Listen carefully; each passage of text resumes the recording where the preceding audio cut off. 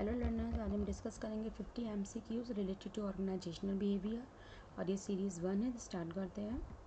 A field of study that investigates the impact of human behaviour in an organisational setting is known as. वो field of study जो human behaviour की impact को study करती है, investigate करती है एक ऑर्गेनाइजेशन के अंदर, इसको हम क्या बोलते हैं? साइकोलॉजी, एंथ्रोपोलॉजी, ग्रुप बिहेवियर या ऑर्गेनाइजेशनल बिहेवियर। और आपका करेक्ट आंसर है ऑर्गेनाइजेशनल बिहेवियर। साइकोलॉजी क्या होती है? Study of mind. Anthropology study of human behaviour and culture. तो ऑर्गेनाइजेशनल बिहेवियर क्या होता है? Study of human behaviour within organisational setting. Theory which was considered essentially for improving the operational efficiency at the shop floor level is known as। वो theory जिसमें essentially इस बात पे जोर दिया गया था कि ऑपरेशनल एफिशिएंसी जो होती है शॉप फ्लोर की, उसको इम्प्रूव करना है हमें। कौन सी थ्योरी थी वो? Scientific management theory, Hawthorne experiment, bureaucratic approach या नन ऑफ द अबव। और इसका सही जवाब है साइंटिफिक मैनेजमेंट थ्योरी, जो FW टेलर ने दी थी। Organizational behavior is an academic discipline which is concerned with understanding and describing human behavior in organizational environment. This definition is given by। ये definition किसने दी है organizational behavior की? Stephen Robbins, Fred Luthans, Peter Drucker या Keith Davis. और इसका सही जवाब है Keith Davis. Next, which model of man at work states man prefer to react immediately and spontaneously। कौन सा model of man at work कहता है कि जो मैन होता है इमीडिएटली रिएक्ट करता है, स्पॉन्टेनियसली रिएक्ट करता है? Self actualisation man, compulsive man, emotional man और इम्पल्सिव मैन या कॉम्प्लेक्स मैन। और इसका सही जवाब है इमोशनल मैन। इमोशनल मैन को ही कहा जाता है इम्पल्सिव मैन। ये कुछ मॉडल्स हैं मैन के। सेल्फ एक्चुअलाइजेशन मैन मॉडल कहता है वो मैन, वो एम्प्लॉय और वर्क प्लेस पे जो कुछ अलग हटके करता है चीज़ों को। कंपल्सिव मैन जो होते हैं वो कॉन्शियस होते हैं, उनको हमेशा गुड बुक्स में आना, तो वो डिज़ायरेबल बिहेवियर को अडॉप्ट करते हैं। और कॉम्प्लेक्स मैन वो होते हैं जिनका बिहेवियर प्रेडिक्ट करना मुश्किल होता है। Next, which organisational model based on the concept of team work which develops high degree of understanding towards each other and shares common गोल।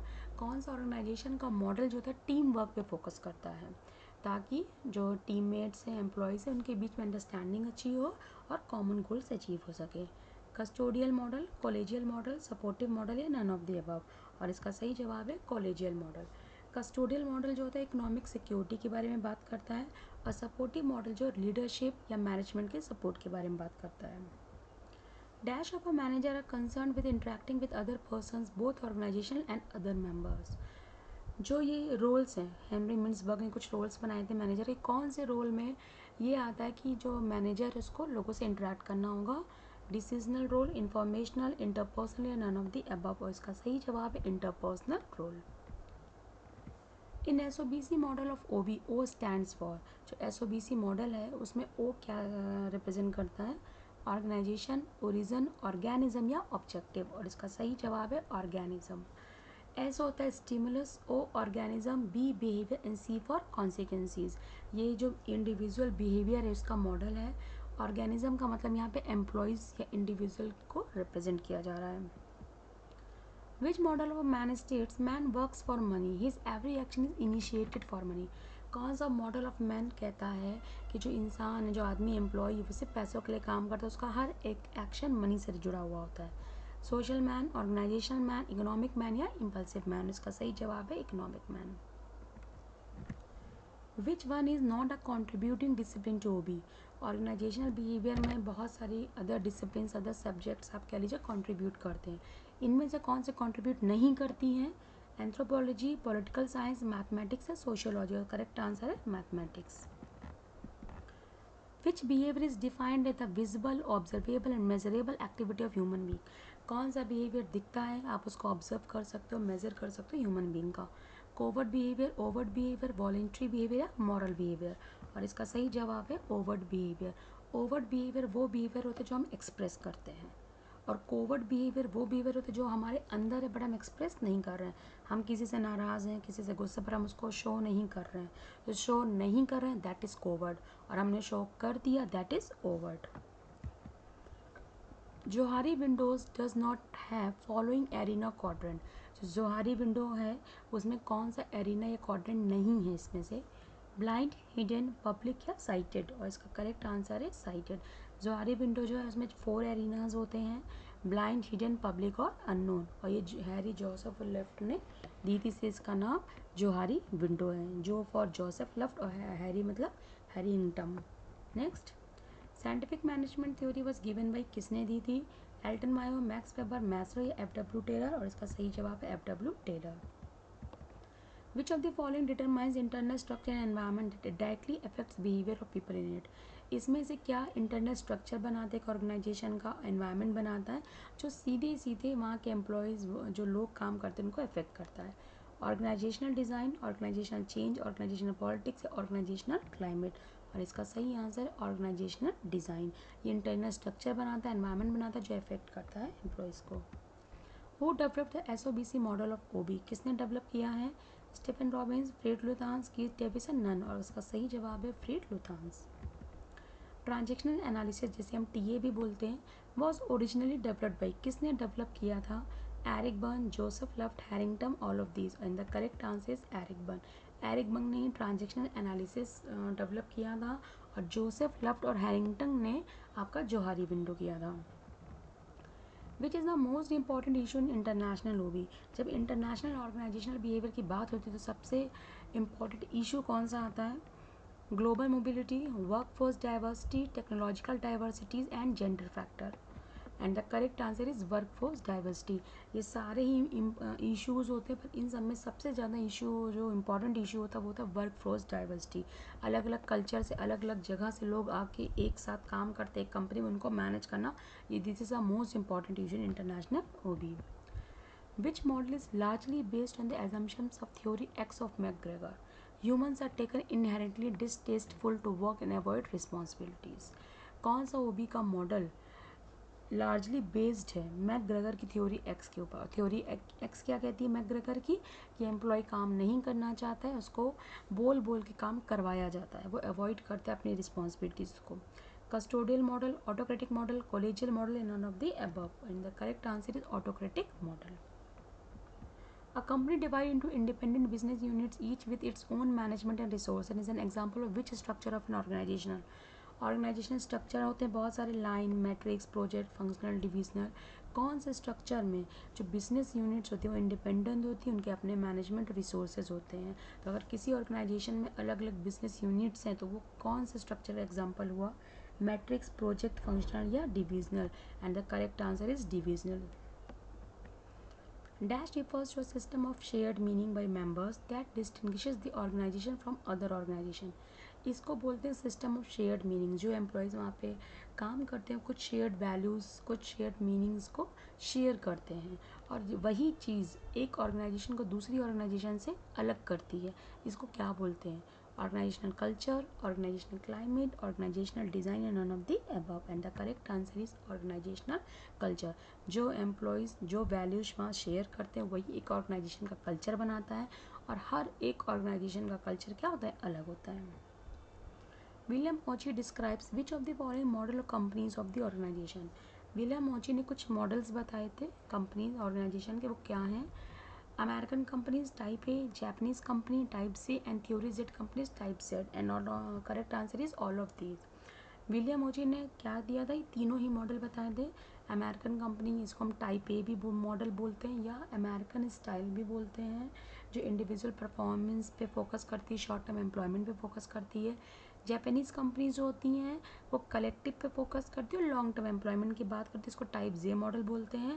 और थ्योरी Z जो इन्होंने दी थी इसको टाइप Z बोलते हैं। Which organizational design stresses on strategic alliance, outsourcing and proficiency orientation? कौन सा organisation का डिज़ाइन स्ट्रैटेजिक अलाइंस पे फोकस करता है, आउटसोर्सिंग पे फोकस करता है, प्रोफिशिएंसी ओरिएंटेशन की बात करता है? हॉरिजॉन्टल, वर्टिकल, नेटवर्क या project, and the correct answer is network organisation. Functional foremanship concept was related to, ये कंसेप्ट किससे जुड़ा हुआ था? फ्योल्स के प्रिंसिपल से, वेबर्स की ब्यूरोक्रेसी से, टेलर की टेक्निक से, या एल्टन मायो के एक्सपेरिमेंट से, और इसका सही जवाब है टेलर की टेक्निक से। F.W. टेलर ने फंक्शनल फोरमैनशिप का कंसेप्ट दिया था जो डिवीज़न ऑफ लेबर से जुड़ा हुआ है। इनका कहना था एक सुपरवाइज़र के अंदर 8 फोरमैन ही काम करेंगे ताकि काम और अच्छे तरीके से हो सके। Dash is a process by which individuals organize and interpret their sensory impressions in order to give meaning to their environment. किस प्रोसेस में जो इंडिविजुअल होते हैं, इंसान होते हैं, वो ऑर्गेनाइज करते हैं, इंटरप्रेट करते हैं सेंसरी इम्प्रेशंस का मतलब हुआ सेंसरी ऑर्गन्स जो हमारे होते हैं, आइज़, नोज़, ईयर्स, ये जो हमारे सेंसरी ऑर्गन्स होते हैं, इनसे जो भी हम लेते हैं उससे हम एक मीनिंग निकालते हैं. तो इस प्रोसेस को क्या कहा जाता है? मोटिवेशन, लीडरशिप, परसेप्शन या attitude. And the correct answer is perception. Perception वो प्रोसेस है जिसमें हमारे सेंसरी ऑर्गन्स जो इन्फॉर्मेशन हमको देते हैं उसको हम अपने हिसाब से ऑर्गेनाइज करते हैं, उससे एक मतलब निकालते हैं ताकि हम अपने एनवायरनमेंट को एक मीनिंग दे सकें. इनएबिलिटी टू जज ह्यूमन थिंग्स और situation accurately is known as inability. इंसान को ठीक से जज नहीं कर पाना, चीज़ों को ठीक से जज नहीं कर पाना, सिचुएशंस को ठीक से नहीं समझ पाना, ये क्या कहलाता है? ये इनएबिलिटी क्या कहलाती है? Sensation, cognition, distortions and none of these. And the correct answer is distortions. ये ही परसेप्चुअल एरर्स होते हैं जहाँ पे हम लोगों को ठीक से परसीव नहीं कर पाते. इनएबिलिटी है हमारी. Which model of behavior suggests that the reason which causes human behavior is internal feeling and external environment? कौन सा मॉडल ये कहता है बिहेवियर का कि जो इंसान है, ह्यूमन बींग्स हैं, उसकी जो इंटरनल फीलिंग्स होती हैं और जो एक्सटर्नल एनवायरनमेंट होता है ये रीज़न होता है उसके बिहेवियर का? SR model, SOR model, RS model या SOBC model? And the correct answer is SR model. SR model means stimulus response model. जो स्टिमुलस हमको मिलता है, जो हमारी फीलिंग है, जो हम एनवायरनमेंट से वैसा ही हम रिस्पॉन्स करते हैं. Maya is the team leader. She is honest and hard working person.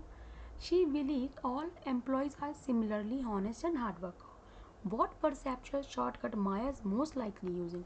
माया एक टीम लीडर है जो ईमानदार है, मेहनती है और उसको लगता है जैसे वो ईमानदार और मेहनती है तो सारे लोग उसके सारे एम्प्लॉयज़ हैं. यहाँ पे कौन सा परसेप्चुअल शॉर्टकट मीन्स एरर है, डिस्टॉर्शन है?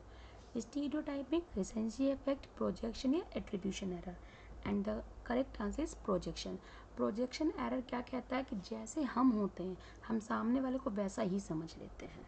वो ऑनेस्ट थी, हार्ड वर्किंग थी, तो उसने एक इमेज बनाई अपने माइंड में, एक सोच बना ली कि मेरे सारे एम्प्लॉयज़ क्या होंगे, वो भी ईमानदार और हार्ड वर्कर होंगे. तो ये डिस्टॉर्शन हुआ क्योंकि वो हैं कि नहीं है ये नहीं पता माया को. तो इसी को बोलते हैं परसेप्चुअल एरर्स या distortions. A student without uniform would stand down against well uniformed student. This is an example of एक स्टूडेंट है जो यूनिफॉर्म में नहीं आया है, कैजुअल ड्रेस में आया है, और वो अगर यूनिफॉर्म पहने हुए बच्चों के साथ खड़ा है, स्टूडेंट्स के साथ में खड़ा हुआ है, तो वो अलग से आपको दिखेगा. तो ये किसका एग्जांपल हुआ? रिपीटिशन, मोशन, कंट्रास्ट या size. And the correct answer is contrast. ये फैक्टर्स अफेक्टिंग परसेप्शन होते हैं. अब कंट्रास्ट यहाँ पे इसलिए है क्योंकि सारे बच्चे एक यूनिफॉर्म में, अब उस एक जैसी यूनिफॉर्म में एक बच्चा यूनिफॉर्म में नहीं, वो आपको अलग से दूर से दिख जाएगा. That is contrast.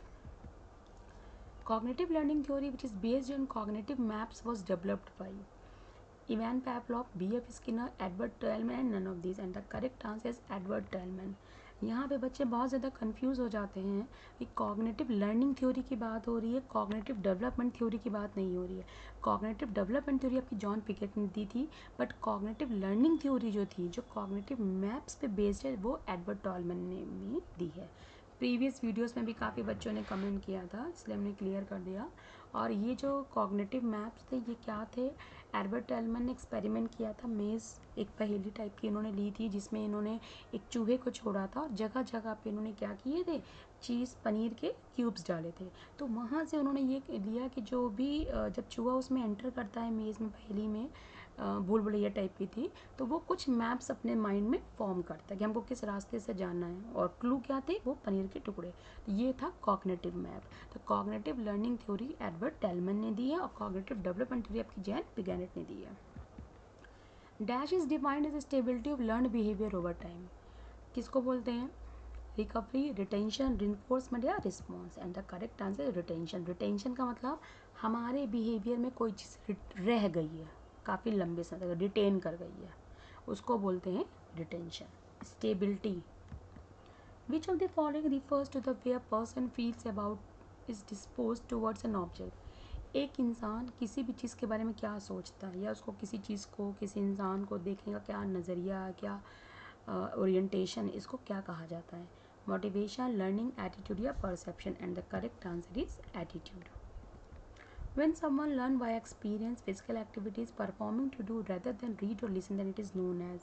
जब एक इंसान अपने खुद के एक्सपीरियंस से सीखता है, फिजिकल एक्टिविटीज़ करके हम खुद करके सीखेंगे रेदर देन पढ़ के सीखना या देख के सीखना, सुन के सीखना, तो उसको क्या कहा जाता है? Auditory learners, writing learners, visual learners या tactile learners. And the correct answer is tactile learners. Auditory audio सुन रहे हैं, राइटिंग लिख के, विजुअल जो देख के, टेक्टाइल लर्नर्स वो लर्नर होते हैं जो लर्न करते हैं वाया सेल्फ एक्सपीरियंस लेके, फिजिकल एक्टिविटीज़ के, हर चीज़ को करके सीखेंगे हम। MBTI is an acronym for, MBTI का फुल फॉर्म क्या है? Myers best test indicators, managers Briggs type indicators, managers best test indicator या Myers Briggs type indicator. And the correct answer is Myers Briggs type indicator. इसको short में MBTI बोलते हैं और ये पर्सनैलिटी को मेजर करने का एक इंस्ट्रूमेंट होता है। Dash is the sum total of ways in which an individual reacts and interacts with other. इसको सम टोटल बोलते हैं जिसमें एक इंडिविजुअल जो है वो दूसरे से रिएक्ट करता है। मोटिवेशन, पर्सनैलिटी, लर्निंग या perception. And the correct answer is personality. Sum total यहाँ पे इसलिए बोल रहे हैं कि एक इंसान की जो पर्सनैलिटी होती है वो दो चीज़ों से मिलके बनती है। पहला outer look, height, weight, colour, complexion, ये सब आता है। बाकी इनर मीन्स कम्युनिकेशन स्किल्स कैसी है, थिंकिंग कैसी, कॉग्निटिव एबिलिटी कैसी, इसलिए इसको सम टोटल कहा जाता है। Sum total of outer plus inner trade आपकी ओवर पूरी पर्सनैलिटी बनाती हैं और जो पर्सनैलिटी ओवरऑल आपकी बनती उसी में आप दूसरे से रिएक्ट करते हो। Which is the conscious and logical part of human personality and is associated with the reality principle of roots theory। किसको कॉन्शियस और लॉजिकल पार्ट कहा जाता है ह्यूमन पर्सनैलिटी का? ईगो, सुपर ईगो, आईडी या सेल्फ इमेज। आईडी को end भी बोलते हैं बहुत जगह। एंड इसका करेक्ट आंसर इसे है ईगो। ईगो क्या होता है? फ्रूडेंस थ्योरी के अकॉर्डिंग ईगो कॉन्शियस और लॉजिकल पार्ट होता है ह्यूमन पर्सनैलिटी का, जो लॉजिक्स पे, फैक्ट्स पे, रियलिटीज़ पे बात करता है। How many stages were developed by Erikson in personality development. Erikson की पर्सनैलिटी डेवलपमेंट की थ्योरी में उन्होंने कितनी स्टेजेस बताई हैं? 6, 7, 5 या 8। उसका सही जवाब है 8। Dash is how a person believes about himself. It is a set of belief about oneself. हम अपने बारे में क्या सोचते हैं, कैसा खुद को देखते हैं, ये क्या कहलाता है? Ideal self, self image, looking glass self या real life. And the correct answer is self image. आप अपने आप को कैसा परसीव करते हो, अपने आप को कैसा देखना चाहते हो, आप अपने आप को कैसा देखते हो, ये हमारी सेल्फ इमेज होती है। MBTI जो भी हम पढ़ के आए, मेयर्स ब्रिक्स टाइप इंडिकेटर, ये किसने डेवलप किया था? मदर सन टीम, फादर सन टीम, मदर डॉटर की टीम थी या फादर डॉटर की टीम थी? And the correct answer is mother daughter team. ये माँ बेटी की टीम थी जिसने ये इंस्ट्रूमेंट तैयार किया था। How many personality types are identified from 4 dimensions of MBTI। MBTI में 4 डायमेंशंस इन्होंने दिए थे। उस 4 डायमेंशन से कितने तरीके की पर्सनैलिटीज़ मिली थी? 17, 16, 18 या 30? And the correct answer is 16। 4 dimension से 16 पर्सनैलिटी के टाइप्स मिले थे। Dash means whether people believe that they are in control of events और इवेंट्स कंट्रोल देम। इनमें से क्या कहलाता है जिसमें लोग ये सोचते हैं कि जो भी इवेंट्स उनके आसपास हो रहे हैं या तो वो कंट्रोल कर रहे हैं या इवेंट्स उनको कंट्रोल कर रहे हैं? ये क्या कहलाता है? Proactivity, locus of control, type A and type B या emotional stability. And the correct answer is locus of control. Locus of control कहता है कि जो भी इवेंट्स हो रहे होते हैं लोग ये समझते हैं कि वो या तो वो इवेंट्स को कंट्रोल कर रहे हैं या इवेंट्स उनको कंट्रोल कर रहे हैं। इसमें भी 2 चीज़ें आती, इनर लोकस ऑफ कंट्रोल या outer locus of control. Motivation, learning, perception, attitudes, etc. affecting individual behavior are known as cognitive factors, external factors, group factors या personality factors। Motivation, learning, perception, attitude, ये सारी चीज़ें जो हैं एक individual के behaviour को अफेक्ट करती हैं। उनको कौन से फैक्टर में कंसिडर किया जाता है? कॉग्निटिव, एक्सटर्नल, ग्रुप या पर्सनैलिटी? इसका सही जवाब है कॉग्निटिव फैक्टर्स। ये सब कॉग्निटिव फैक्टर्स होते हैं रिलेटेड टू माइंड की। मोटिवेशन है, लर्निंग है, परसेप्शन है, एटीट्यूड, ये सब कॉग्निटिव होते हैं। Rorschach ink blot test was developed by, किसने डेवलप किया था ये test? Murray, Morgan, Simon Freud या Hermann? And the correct answer is Hermann. Hermann Rorschach इनका पूरा नाम था। इन्होंने इंक ब्लॉट टेस्ट डेवलप किया था जो कि पर्सनैलिटी का टेस्ट होता है। The word personality is derive from which word. Personality शब्द कहाँ से आया है? Persona, person, performance and none of these. And the correct answer is persona. Persona एक लैटिन वर्ड होता है जिसका मतलब होता है मास्क। ये वहाँ से आया कि एंशिएंट टाइम में ऐसा माना जाता था कि जो थिएटर्स करते थे वो लोग मास्क पहनते थे। अपनी आइडेंटिटी को रिवील करते थे, स्टेज परफॉर्मेंस देते, रोल को रिवील करने, पब्लिक फिगर, वहाँ से ये वर्ड आया persona. Which of the following factors affect attitude formation? Attitude बनने के लिए कौन कौन से फैक्टर्स अफेक्ट करते हैं इनमें से? Experience, family, culture, religious value या all of these? And the correct answer is all of these. जैसा हमारा एक्सपीरियंस होता है पास्ट का, वैसा हमारा एटीट्यूड बन जाता है। हमारी फैमिली में जैसी अपब्रिंगिंग होती है, हमारी फैमिली का एनवायरनमेंट जैसा होता है हमारे घर का, वैसे एटीट्यूड बनता है। कल्चर और रिलीजियस वैल्यू जो हम देख रहे हैं, जो हम इसके साथ पले बढ़े हैं, वो ये सारी चीज़ें हमारे एटीट्यूड को बनाती हैं। Psychoanalytical theory of personality was developed by Cattell, Carl Roger, Lewin या Simon Freud, and the correct answer is Simon Freud. इसमें भी कंफ्यूज मत होइए का, बहुत जगह साइकोडायनेमिक थ्योरी के नाम से भी होता है। तो डिफरेंस ये है कि साइकोएनालिटिकल थ्योरी का स्पेसिफिक वर्ड है, जो ओरिजिनल वर्ड था, इनिशियल जो थ्योरी थी जो साइमन फ्रूड ने खोजी थी, वो थी साइकोएनालिटिकल थ्योरी। इसमें इन्होंने कॉन्शियस, अनकॉन्शियस, सबकॉन्शियस के बारे में बात की थी। इसको बेस लेके आगे जाके और भी थ्योरीज बनी हैं। तो वो साइकोडायनेमिक थ्योरी एक तरह से अम्ब्रेला हो गया, ब्रॉडर टर्म, और साइकोएनालिटिकल थ्योरी क्या हो गई, स्पेसिफिक हो गई। Which stress is known as short term stress? It appears suddenly and then disappears quickly. कौन से तनाव को शॉर्ट टर्म तनाव कहा जाता है, स्ट्रेस कहा जाता है, जो आता भी है तुरंत और जल्दी चला भी जाता है? एक्यूट, एपिसोडिक, क्रॉनिक या all of these? And the correct answer is acute stress. Acute stress क्या होता है, जो आया शॉर्ट टर्म के लिए आया, अपने आप आया और अपने आप चला भी गया।